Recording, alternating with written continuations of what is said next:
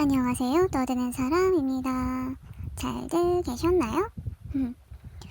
며칠 전에 저는 투게더라는 영화를 시사회로 보고 왔습니다. 어쩌면 이제 SNS 많이 하시는 분들이면 아마 포스터를 보신 적도 있으실 것 같아요. 서로를 바라보는 눈이 진짜 눈 알만 클로즈업 돼가지고 포스터 한가득 담겨있는데, 그 포스터랑 또 남녀의 몸 일부가 이렇게 붙어있는, 들러붙어있는 포스터 같은 게 요즘 많이 SNS에서 보이더라고요. 저는 그래서 그 포스터부터가 많이 흡족했습니다.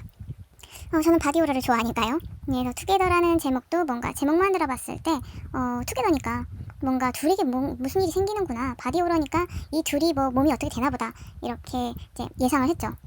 그래서 대강 내용이 어떻게 흘러갈까 줄거리도 예상해보면서 시사회를 봤는데, 이 영화는 단순히 바디 호러를 통해 충격적인 장면만 보여주는 게 아니라 인간관계와 선택, 그리고 정체성에 대한 이야기를 나름 섬세하게 담고 있는 영화였습니다.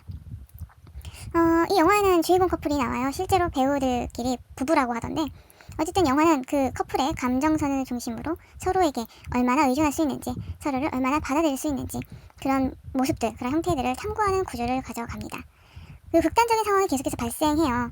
막 어디 갇히거나, 뭐 몸이 붓거나, 뭔가 내가 나를 컨트롤할 수 없는 그런 상황들이 계속해서 발생합니다. 그래서 그런 극단적인 상황 속에서 그때마다 이 캐릭터들이 서로를 향한 모습들, 그리고 자기 자신을 향한 생각들, 그런 것들을 다양한 비주얼을 통해서 보여주고 있어요.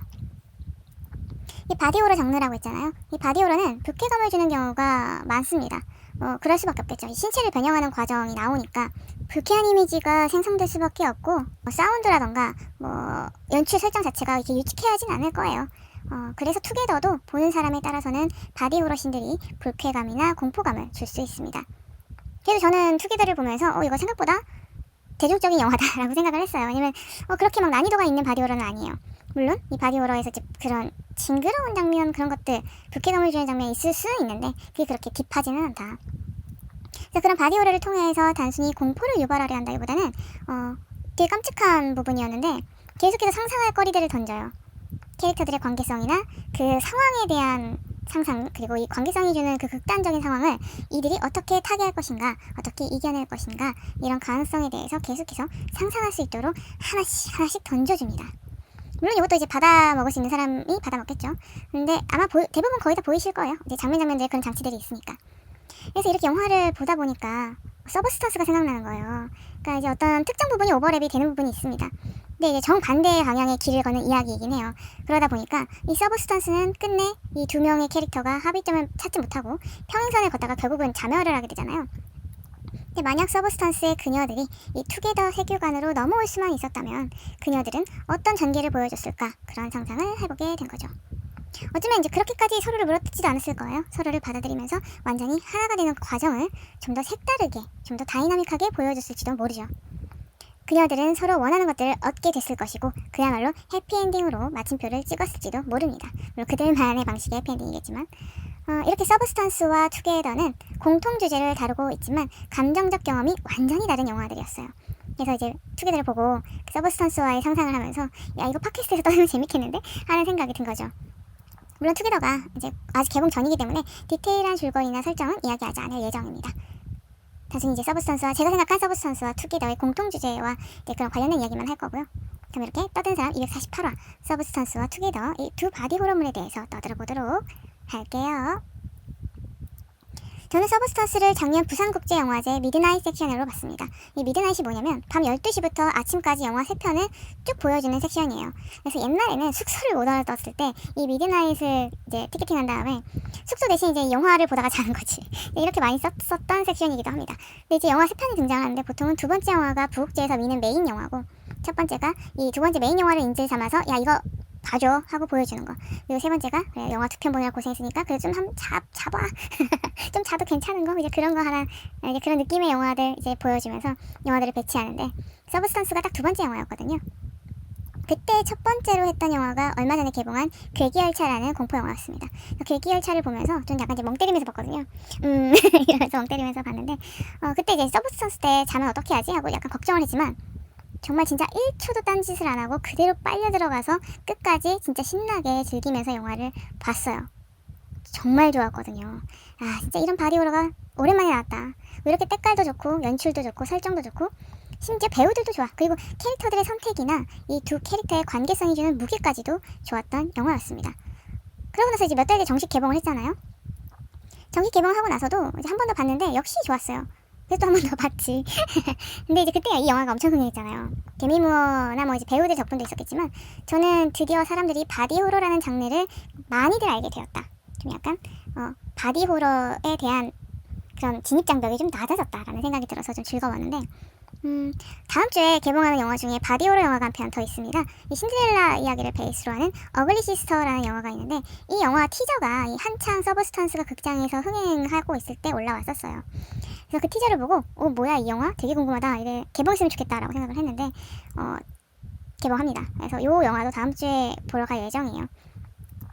어쨌든 이제 이런 영화들이 계속 개봉 소식을 알려오니까 참 너무 좋은 거예요. 드디어 바디 호러가 불호의 영역에서 끌어올려졌구나 하는 생각에 기뻤습니다. 만약 서브스턴스가 흥행하지 않았다면 저는 이 투게더나 어글리 시스터 같은 경우에는 그렇게 관심? 어쨌든 그렇게까지 개봉이 됐을 거란 생각은 안 들어요.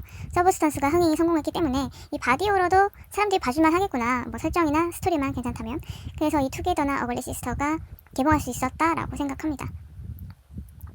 서브스턴스 같은 경우에는 나이가 먹어요. 나이 들어가는 자신을 받아들이지 못하는 여성 엘리자베스를 중심으로 이야기가 전개가 됩니다. 이게 그런 순간이 있는 것 같아요. 뭐 나이가 들어서 뭐 이렇게 몸이나 뭐 여러 가지로 힘든 시기가 찾아오는데 그쯤에서 인간관계에도 변화가 오거든요. 그러다 보니 알게 모르게 위축되는 상황이 올 때가 분명히 있는데 특히 엘리자베스처럼 에너지 넘치게 그리고 이제 엘리자베스는 막 이렇게 보여주는 직업이었잖아요. 비주얼을 메인 무기로 삼으며 살아온 사람에게는 그런 시기가 더 견딜 수 없었을 거라고 생각이 들어요. 서브스턴스 같은 경우에는 몸 하나에서 출발한 두 존재의 싸움을 메인으로 가져가는 영화입니다. 이때 이제 이런 과정을 통해 등장하게 되는 바디 호러 장면들은 단순히 시각적 충격만 주는 게 아니라 이 둘의 정체성에 대한 혼란 그리고 이 둘이 갖고 있는 각자의 욕망을 시각화하는 장치로 사용이 되는데 젊은 나 그리고 원본의 늙은 나 이 두 정체성의 충돌이 바로 인간 욕망과 자기 탐구를 극단적으로 보여주는 예시가 되는 거죠. 인간관계의 불안전함과 갈등 그리고 이제 어떤 선택의 한계를 맞이하게 되는데 바디 호러라는 장르의 영화에서는 단순히 신체 변형만 있는 게 아니라 어떤 한계와 결핍을 바탕으로 형성되는 그런 설정들이 존재할 수밖에 없어요. 그래야지 이제 신체 변형이라는 극단적인 선택을 하게 될 거니까. 그래서 서브스턴스에서도 마찬가지로 그런 설정이 들어가는데 선택할 여지가 많지 않습니다. 그리고 상대와의 관계에서 오는 긴장감이 극대화되죠. 이제 점점 절정으로 치닫을수록. 그러면 관객은 심리적으로 몰입감이 커지게 돼요. 도파민이 막 쏟아져 나오는 거지. 그래서 서브스턴스가 이걸 굉장히 잘 활용했기 때문에 흥행할 수 있었다라고 생각하고요. 반면 투게더 같은 경우에는 고립된 선택과 한계를 마찬가지로 그들도 경험을 합니다.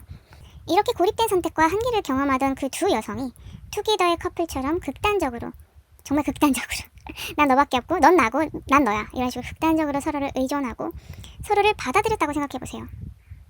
그러면 그 두 여성은 그 영화 속에서 경험하지 못했던 그러니까 서로 의지하고 뭔가 그 둘의 커넥션, 뭐 연결되는 경험 이런 것들을 하게 되면서 그동안 느껴보지 못했던 새로운 감정이나 관계 방식의 그런 해결 방법을 체험하게 됐었을 겁니다. 그러면 그렇게까지 파격적인 자멸을 불러오지 않았었을 수도 있어요. 서브스턴스 세계관에서는 이 캐릭터들의 선택 하나하나가 긴장을 유발하는 요소로 쓰였습니다. 투게더 같은 경우에는 가능성을 실험해요. 우리가 이런 선택을 하게 되면 어떻게 될까? 뭐 이런 가능성을 서로 막 합의를 보는데 그래서 가능성을 실험하는 인간관계를 보여주고 있고요. 그러니까 서브스턴스가 한계와 불완전함을 보여줬다면 투게더는 극단적 가능성을 보여준다고 하면 좀 더 두 영화의 차이점을 구분하실 수 있을 것 같네요. 그럼 이제 투게더로 넘어가서 투게더는 오랜 커플 한 10년 이상 사귄 걸로 보이는데 릴리와 팀이 신체적으로 융합되는 극단적인 상황을 메인 사건으로 가져갑니다. 그러니까 이 둘은 각자의 몸이 있으면서도 하나가 되는 그 과정에서 서로에 대한 사랑, 서로에 대한 집착, 그리고 이런 극단적인 상황에서의 선택, 그리고 그로 인한 갈등, 그리고 우리의 몸을 쉐어하는 공존, 이 모든 것들을 동시에 한꺼번에 경험을 하게 돼요. 얼마나 과부하 걸리겠어. 그래서 그런 부분들을 보는 것도 이 영화의 약간 묘미인데 아까 서브스턴스는 한 몸에서 시작했잖아요. 이 투게더 같은 경우는 두 몸에서 시작을 했기 때문에 그 둘은 관계성이 중심이 될 수밖에 없고요. 그리고 서로를 의존할 수밖에 없게 됩니다. 왜냐면 지금 둘의 몸이 어떻게 되고 있는데 지금 둘밖에 의존할 수 없지. 너무 당연한 거야. 그래서 이 세상에 서로밖에 없어. 얼마나 진짜 답답합니까. 서브스턴스 같은 경우에는 자기 욕망에 의한 선택과 집착이었지만 투게더 같은 경우에는 공존과 이해에 의한 선택과 집착으로 갈리게 됩니다. 영화는 이제 바디호러 특유의 그 보기 드문 시각 효과를 보여줘요. 여기서도 보여주거든요. 어쨌든 이제 그런 시각 효과와 함께 관계성과 그리고 그 관계성이 가져오는 하나하나의 선택, 그리고 그런 선택들을 어쩔 수 없이 받아들여야 하는 자기 수용 범위, 어디까지 받아들일 거냐. 그래서 이제 그런 관련된 심리적, 철학적 메시지 등을 상당히 은은하게 담고 있어요. 그래서 아까 이 영화가 다소 대중적이라고 말씀드렸는데, 덕분에 뭐 이렇게 그런 바디호러의 신체 변형과 관련된 장면들이 그렇게까지 힘들진 않을 거다. 그래서 호러팬이 아니더라도, 이 바디호러를 좋아하지 않더라도 어느 정도 흥미를 가지고 볼 수 있는 영화가 되지 않을까 생각을 해요. 그리고 서브스턴스가 흥행하면서 이 바디호러에 대한 요소들을 많이 알려놨기 때문에 어느 정도는 부담 없이 이 투게더 이 영화를 받아들일 수 있지 않을까. 오히려 바디호러라는 거에 집중하기보다는 인간적인 공감 요소로도 받아들여질 수 있지 않을까 하는 생각을 해봅니다. 내가 누군가의 몸을 차지해야 해. 아니면 내가 누군가와 한 몸이 되어야 해. 이런 극단적인 상황을 맞닥뜨리게 되신다면 여러분은 상대방을 어떻게 하실 건가요? 상대방을 받아들여야 한다 라고 한다면 어디까지, 얼마나 받아들일 수 있을 것 같으세요? 그래서 저는 사실 이 두 영화의 내면이 사자 대면하는 상상까지 해봤거든요. 난 파워 N이니까. 근데 이 사자 대면을 했을 때 저는 이 두 영화의 내면이 서로를 잘 이해하지 못할 것 같았어요. 왜냐면 자기 욕망 때문에 끊임없이 경쟁하고 전쟁해야 하는 서브스턴스의 그녀들과 서로를 의지할 수밖에 없지만 자신만의 선택을 갈구하는 각자의 욕망이 있으니까 그런 것들을 갈구하는 커플이 있는 투게더. 이 두 영화 다 모두 이제 신체를 통해서 욕망과 정체성을 시험하고 있지만 서브스턴스의 그녀들은 자아 중심적 갈등을 갖고 있고 투게더의 커플은 관계 중심적 갈등을 갖고 있잖아요. 네, 투게더 커플 같은 경우에는 그런 과정 욕망과 정체성을 시험받는 그런 어려운 그 과정이 있다 하더라도 투게더 커플 같은 경우에는 그런 과정을 견디게 해주는 사랑과 관계성이 있긴 하니까 그건 좀 다르겠네요. 서브스턴스보다는 좀 더 나은 상황인 것 같습니다. 어쨌든 이제 이런 상황들을 많이 생각을 해봤고, 그리고 내가 서브스턴스의 그녀들이 된다면 혹은 투게더의 커플 중 한 명이 된다면 그런 극단적 의존 속에서 관계를 어떻게 받아들일 수 있을까 내 입장에서 한번 생각해보고, 그리고 서브스턴스 캐릭터들이 투게더 세계관을 만났을 때, 반대로 투게더 캐릭터들이 서브스턴스 세계관을 만났을 때의 상황과 감정을 상상해보면서 영화를 보시면 좀 더 새로운 관점과 재미를 발견하게 되지 않을까 생각해봅니다.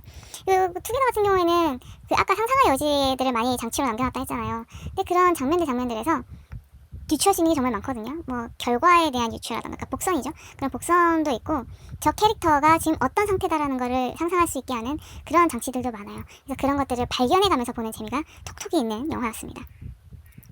그럼 이렇게 떠드는 사람 248화, 서로 다른 선택을 한 세계관의 충돌편을 마치도록 하겠습니다.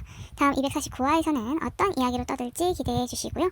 영화나 드라마에 대해 하고 싶은 이야기, 듣고 싶은 이야기, 대신 봐줬으면 하는 작품들에 대해서는 이메일 saylove sayloveuu@gmail.com이나 팟빵, 애플 팟캐스트, 스포티파이, 인스타 떠드는 사람 채널에 남겨주세요.